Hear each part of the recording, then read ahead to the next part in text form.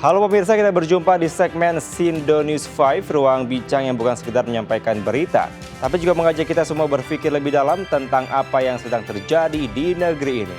Bersama saya, Kevin Pakan.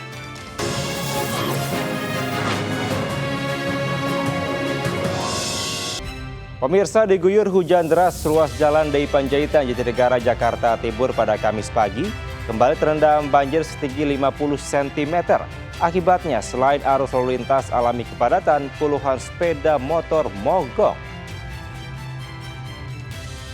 Kepadatan kendaraan hingga 1 km terjadi dari arah Kramat Jati menuju Pulau Gadung.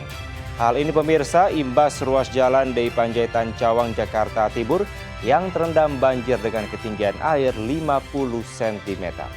Pengendara pun harus bersabar untuk bergantian melaju di jalur paling kanan agar kendaraannya tak alami mogok mesin. Untuk mengurai kemacetan, petugas menerapkan sistem kontraflow khusus untuk sepeda motor di kawasan Cawang. Selain tingginya intensitas hujan, banjir juga disebabkan oleh buruknya sistem drainase di sepanjang jalan dari Jakarta.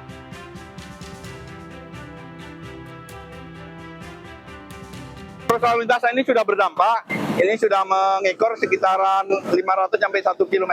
Nah, sementara kita berlakukan kontraflow untuk khusus sepeda motor, satu lajur yang dari Dobra Wika menuju ke persimpangan Alim Lama.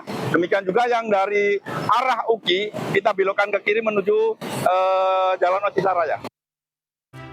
Pemirsa, Barreskrim Polri mengungkap indikasi kecurangan dalam dugaan penipuan dan penggelapan yang dilakukan PT Dana Syariah Indonesia. Polisi juga membuka peluang memeriksa artis Dude Herlino untuk melakukan penyelidikan lebih lanjut. Puluhan personel Direktorat Tindak Pidana Ekonomi Khusus Barreskrim Polri menggeledah kantor pusat PT Dana Syariah Indonesia di kawasan pusat perkantoran SCBD Jakarta Selatan.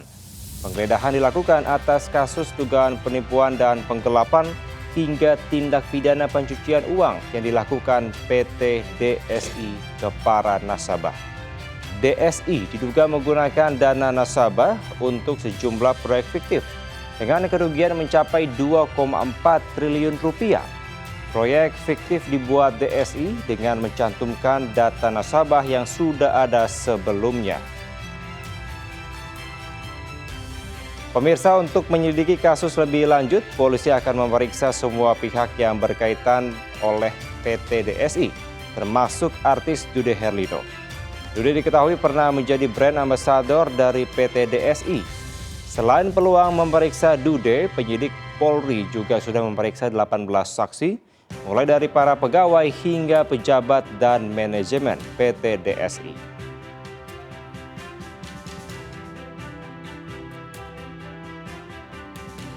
Pemirsa, harga emas hari ini kembali mencetak rekor sejarah setelah menembus level 5.500 US dollar per ons troy di pasar global. Kenaikan tajam ini langsung mengerek harga logam mulia yang ada di dalam negeri ke level tertinggi sepanjang masa, yakni 3 juta rupiah per gramnya. Lonjakan harga emas terjadi seiring keputusan Bank Sentral Amerika Serikat yang menahan suku bunga acuan di tengah inflasi tinggi. Kondisi ini mendorong investor berbondong beralih ke aset real sebagai strategi pelindungan nilai kekayaan mereka.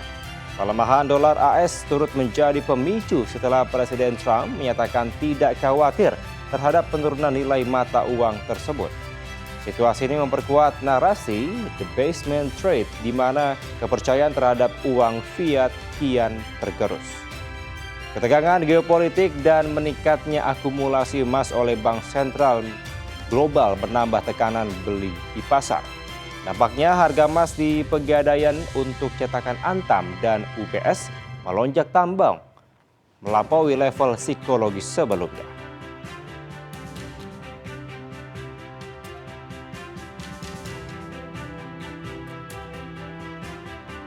Kita informasi lain, pemirsa, polisi memeriksa manajer almarhumah Lula Adita Baskara. Pemeriksaan dilakukan di Polres Metro Jakarta Selatan dalam penyelidikan tewasnya Lula Lava.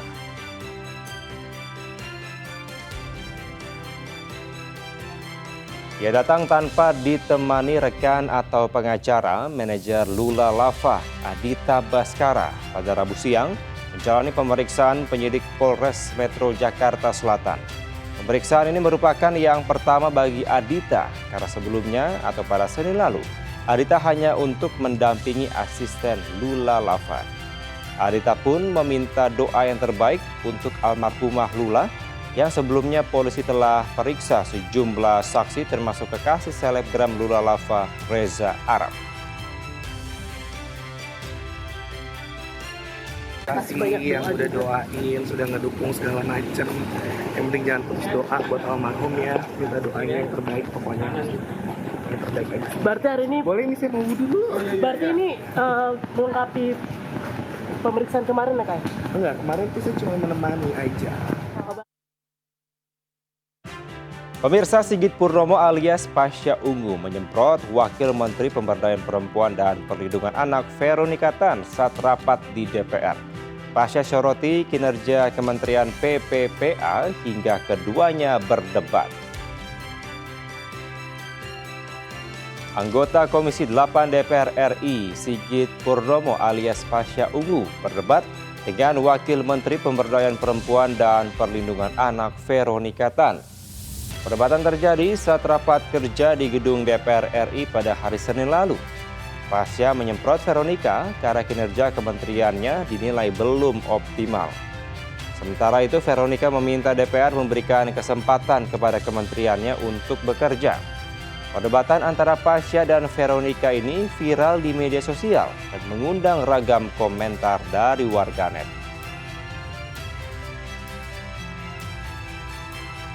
Yang dijelaskan oleh Ibu Wamen tadi itu sama juga dilakukan oleh Komnas Perempuan. Coba kita pahami sama-sama dulu deh. Definisi pemberdayaan perempuan ini apa sebenarnya? Pemberdayaan perempuan ini apa sebenarnya, Bu Menteri? Mohon maaf dengan segala hormat, saya orang baru juga. Tapi bahasa Indonesia kita masih paham gitu loh. Dari tadi ini kita bicara perlindungan hukum, pendampingan hukum, advokat. Ini sebenarnya maka saya bilang ini Polres atau apa? Lo apa bedanya dengan Komnas Perempuan? Sama juga penegakan hak asasi manusia, penegakan hukum dan lain sebagainya. Tahun ini kami dari kementerian kami juga sudah mengutarakan kita tidak mau berbicara di perlindungan saja. Kita mau bangun di pemberdayaan. Pimpinan, Makanya, kalau di luar negeri pimpinan. kasih kita kesempatan, Pak. Kan kita juga baru, Pak. Ibu Menteri dan Ibu Wamen ini masih baru, Pak. Jadi kita masih perlu loading, kita masih perlu belajar bareng. Tapi kami mengapresiasi banget karena kami disupport sama Komisi 8. Kami senang sebenarnya. Izin. Tadi yang Ibu mau sampaikan tadi lanjutkan dulu. Ya, yang kedua. Makanya belum selesai, Pak. Oh, lanjutkan dulu itu, baru nanti yang lain. Ya, pemirsa, di balik setiap kebijakan ada konsekuensi dan di balik setiap headline ada harapan publik yang tak boleh diabaikan. Dan kalau hari ini kita belajar satu hal, itu adalah kekuasaan bisa dibongkar. Kebijakan bisa ditantang dan suara publik kalau cukup lantang bisa mengubah arahnya. Saya Kevin Pakan, terima kasih. Sampai jumpa.